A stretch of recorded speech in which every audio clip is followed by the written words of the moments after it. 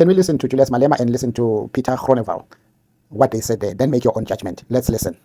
Quite frankly, if anybody thinks in South Africa that you can take the land without compensation, you're living in a dream. Let me put it quite frankly to you. If you want to start a civil war in South Africa, do that. Do that. And I told you before, that don't misjudge. Doctor, and welcome. Good morning. Talk to me about civil war in relation to land. How did you come to that conclusion? Well, firstly, you must remember that land is a very emotional issue, and the land issue is not an issue that only started this year. It is coming a long way. In fact, in 2013 already, members of the ANC in Parliament stood up and said that the whites have stolen the land. And since then, even the president says that the land was stolen by the white people in South Africa. So, I mean, over years now, the whites are accused of stealing the land, which is just not true. They worked for the land, they paid for the land, and therefore I say it is a very emotional issue. If anybody thinks that they will be able to just come and grab the land in South Africa, take the land without compensation, they're actually living in a dream world. And I said then that if you want to start a civil war, then they must just do that. And I'm quite serious when I say that.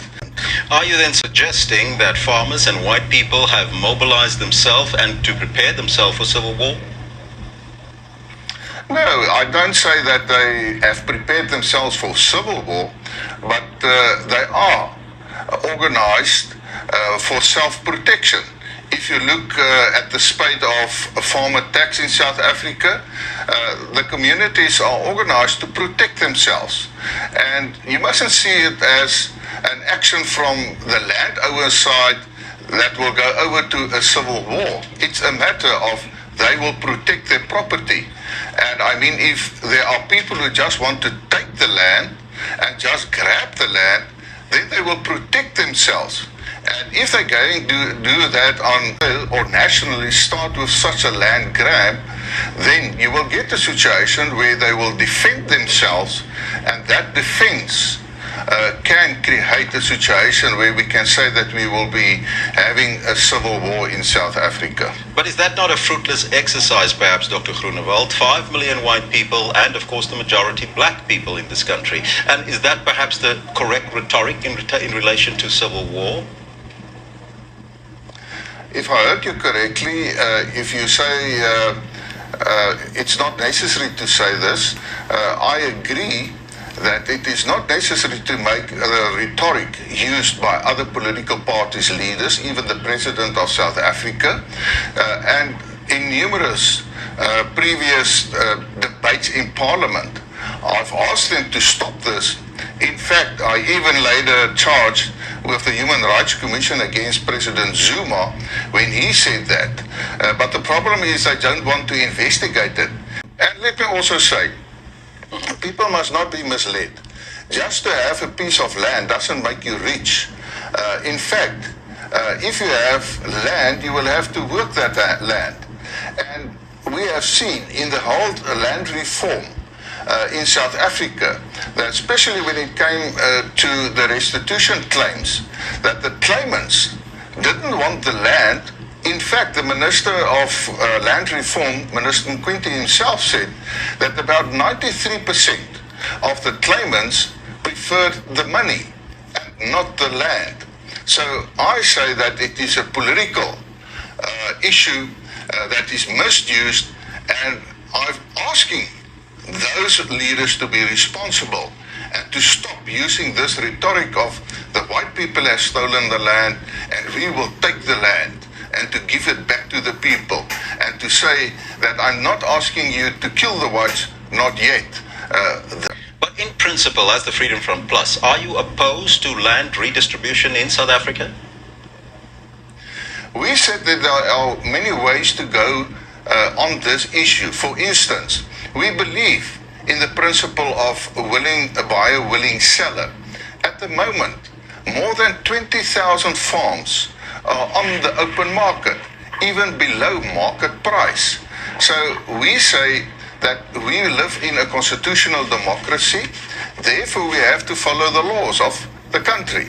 And we say that if you use that principle, then those land or farms are available for less than the market value, which is favorable, and the government should use that opportunity.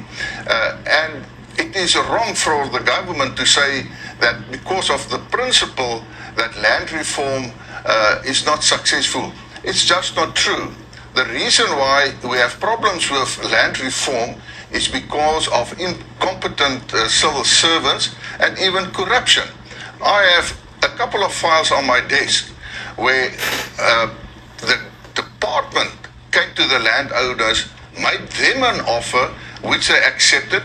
In fact, they didn't bargain about the price of the land, but up till now, it's more than 5 or 6 years that they're still waiting because of the inability in incompetence of civil servants to complete the contract.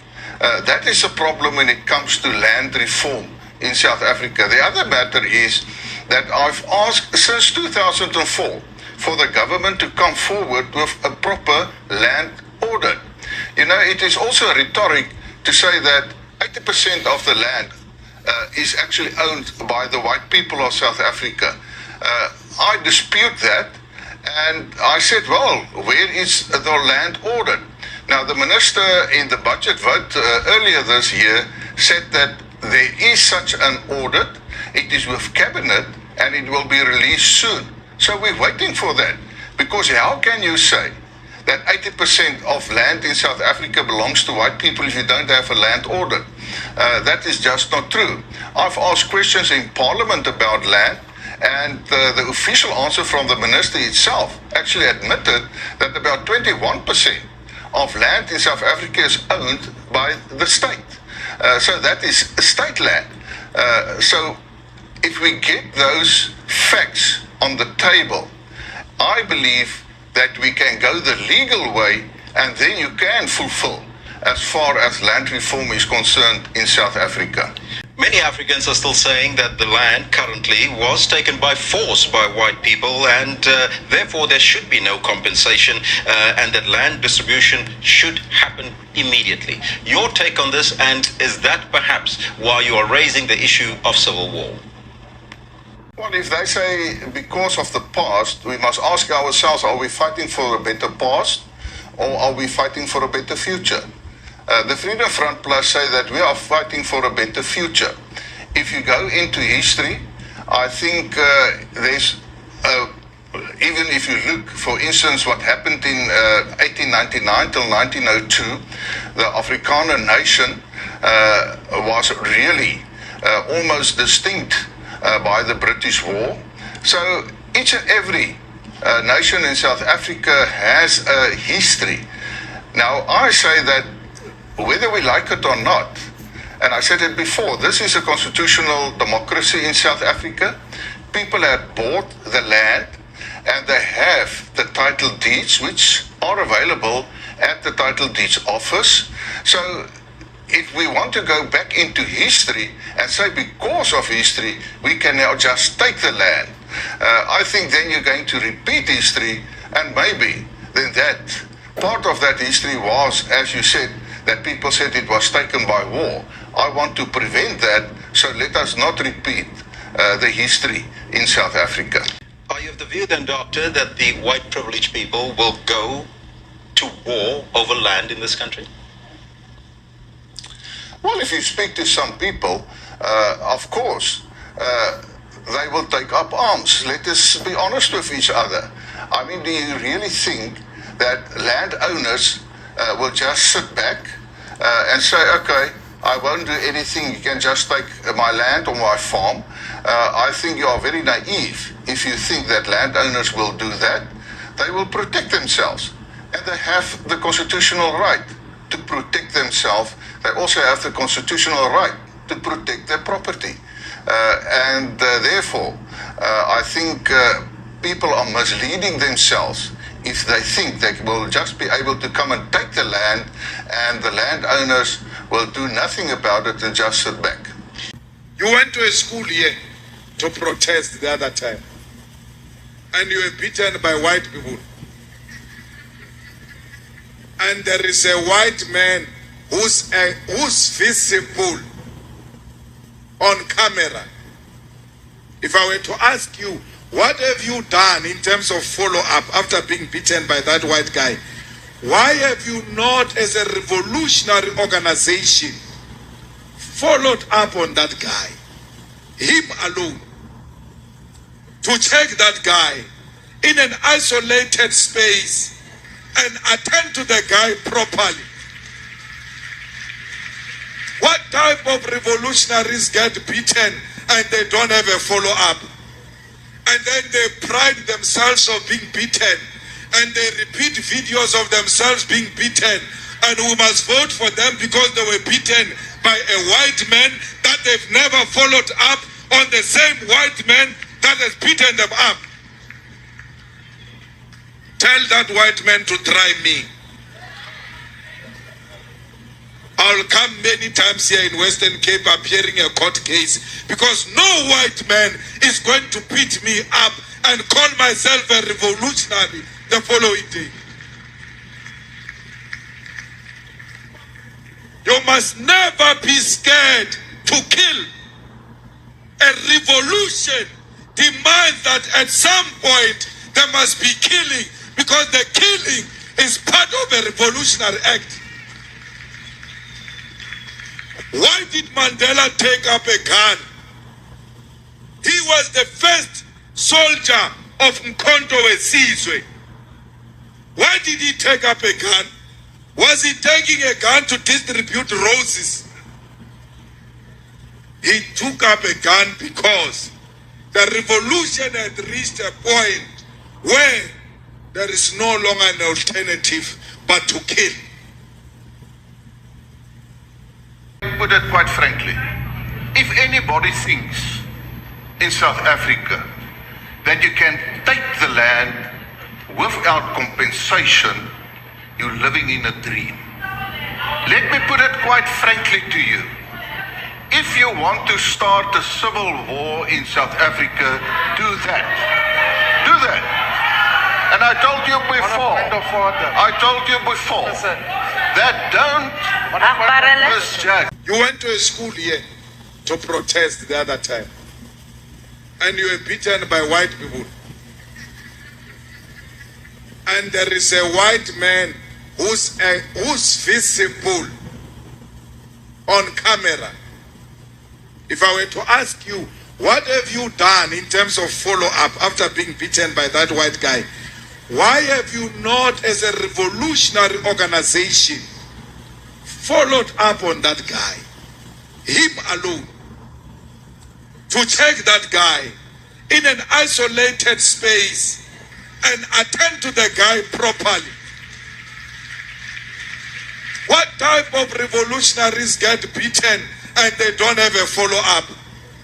And then they pride themselves of being beaten, and they repeat videos of themselves being beaten, and we must vote for them because they were beaten by a white man that they've never followed up on the same white man that has beaten them up. Tell that white man to try me.